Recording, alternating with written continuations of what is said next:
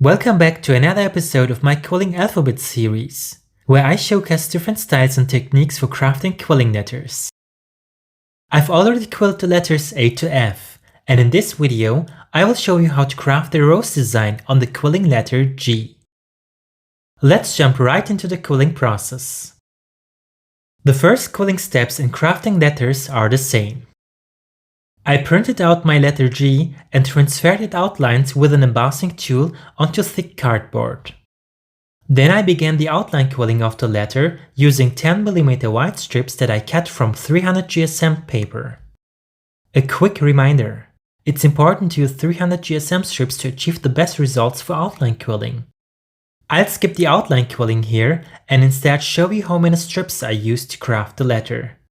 I started with the outer line of the letter, using a single strip for this part. Then I continued with the inner line. And finally, I added the two missing pieces to complete the whole letter. For detailed quilling instructions, you can watch the previous videos in this series. And now, let's begin with the rose design. For this specific rose design, I recommend using 180 to 220 GSM paper strips.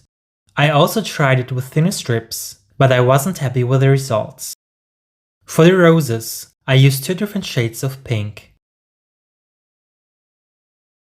Since I am quilling with thick strips, I need a bowl of water to dampen the strips slightly, making them more flexible. Let me demonstrate how to make the center of the rose. First, I curl the paper strip with my needle tool and then cut a small piece of the strip. But before I can shape the strip with my needle tool, I need to dampen it with a tiny bit of water. I use my fingertips to rub the water all over the strip. Don't even think about dipping the strip into the water. That would be too much, and you wouldn't be able to shape the strip anymore. Do you see how flexible the strip has become?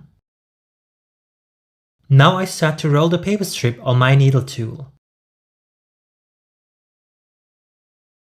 Then I open it and roll it into a tight coil in my fingers. Finally, I pinch the coil gently to form the center of the rose. For those of you who haven't seen how flexible the paper strip became after I dampened it, I'll show you the difference with these two strips. I dampened the first strip and it became very flexible. I can form waves very easily. If you compare it with the second strip here, which I haven't dampened, you'll clearly see the difference. This strip is too stiff to make wavy shapes. Let's move on to the cardboard. I've prepared 6 roses that I want to attach to the inner part of the letter G. I apply a small amount of glue to the center of the rose and attach it to the cardboard. I try to place the roses close to the outline of the letter, leaving a small gap between the center of the rose and the outline. It should look like this when it's done. Next, I will prepare the petals of the roses. Once again, I dampen a small paper strip before shaping it with a needle tool. Then, I curl both ends of the strip like this.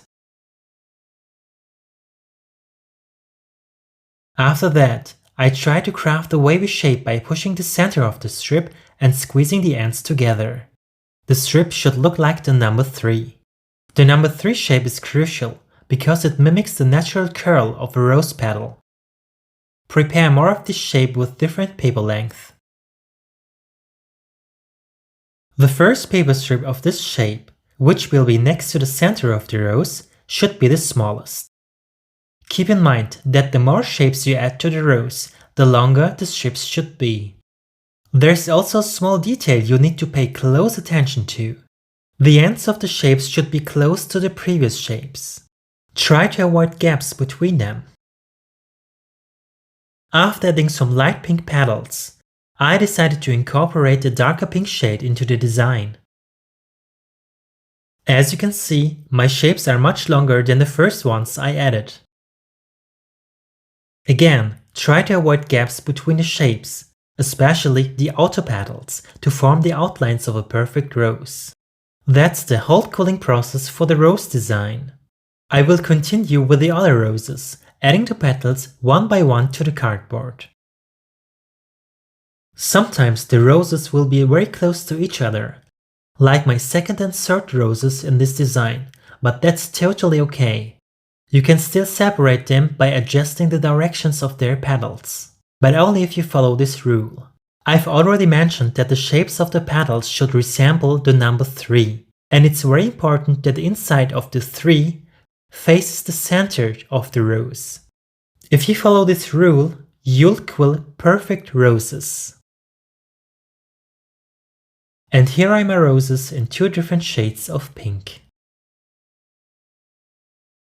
Now, I want to add some leaves between them, and I recommend using 180 to 220 GSM paper strips to craft them. First, I cut a small piece of the paper strip. Then, I fold the strip in half, leaving a small space between the paper ends. Pay attention, the ends shouldn't be aligned. Next, I fold the strip back and apply a tiny bit of glue along the end of the paper strip. After that, I fold the strip in half again and push both ends together to align them. Because one side is longer than the other, the strip will start to bow. And this is exactly what I want to achieve.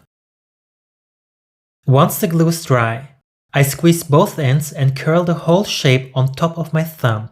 Then, I curl the end in the opposite direction to craft this leaf shape. I've already prepared some of these leaf shapes in 2 different green shades and various sizes. Now I have to fill the space between the roses with these shapes. It doesn't matter how you place them on the cardboard. There is no specific direction for the leaves as there is for the petals.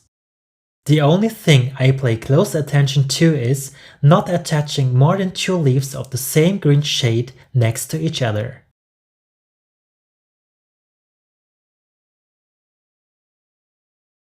Here's the finished rose design for my quilling letter G.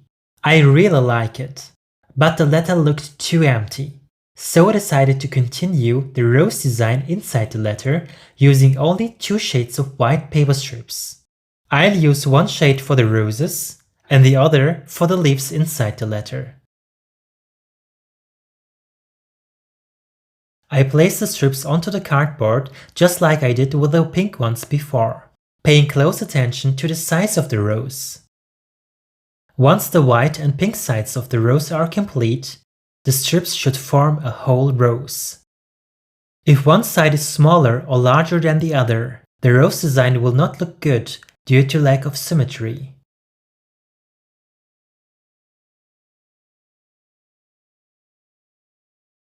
Here are my completed roses inside the quilling letter G. Now I will fill the empty space inside the letter with white leaves. I place the leaves randomly inside the letter until the whole space is covered. By the way, don't forget to like the video if you want to support me. I would really appreciate it.